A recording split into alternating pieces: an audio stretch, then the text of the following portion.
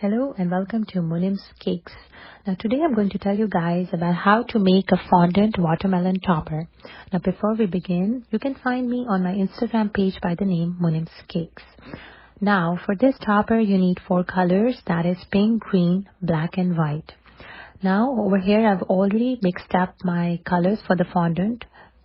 And I'm starting off with the pink first because that's going to be the base of my topper. Now you have to start rolling out the piece of fondant first.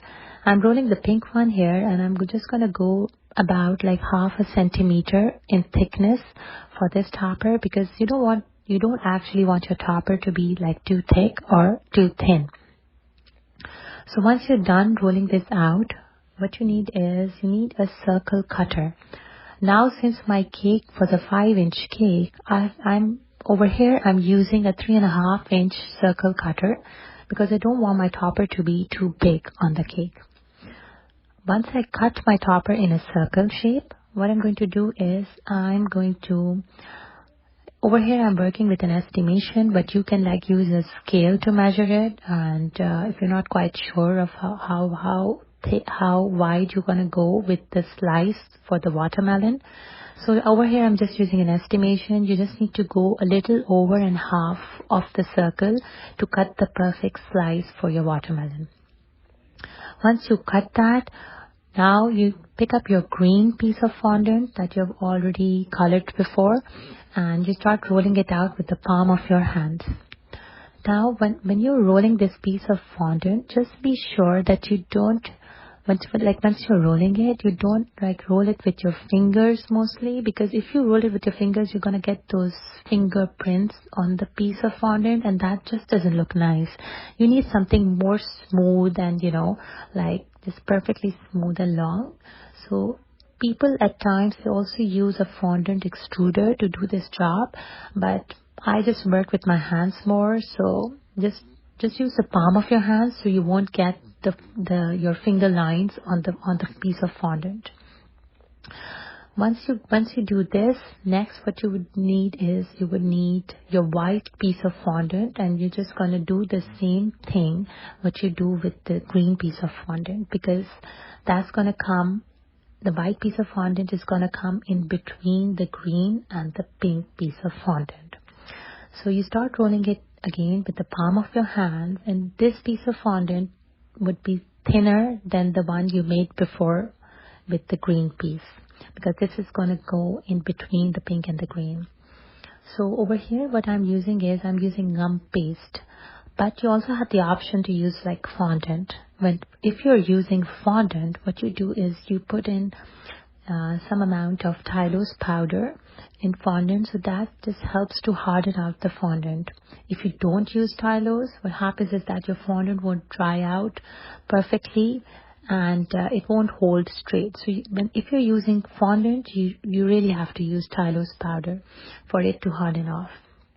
Alright, so now I've done with the measurements and I've cut out the 2 pieces that I wanted. And next what I'll do is I'm just going to put a stick on the back side.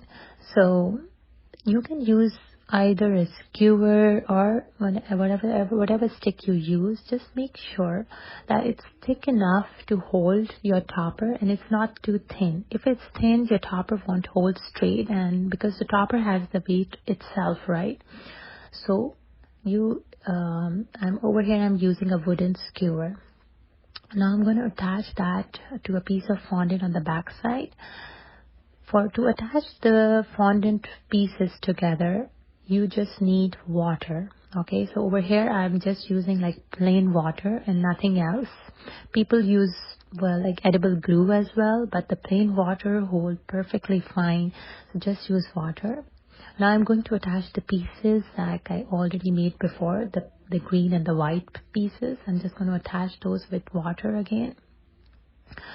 So once I'm done doing this, meanwhile I've already made some small balls that are going to go on this topper as seeds. So I've already rolled those out as well, and I've just kept those pieces on the side. So I'm just going to quickly show those pieces, because this topper, it takes time. like this topper, it took like 45 minutes.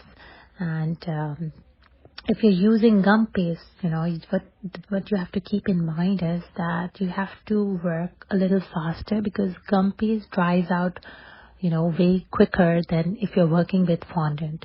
So if you're new and you're just starting off with making these fondant toppers, it's just advisable that you use some amount of fondant. Just mix it up with gum paste, so you don't, the fondant won't dry out that quickly.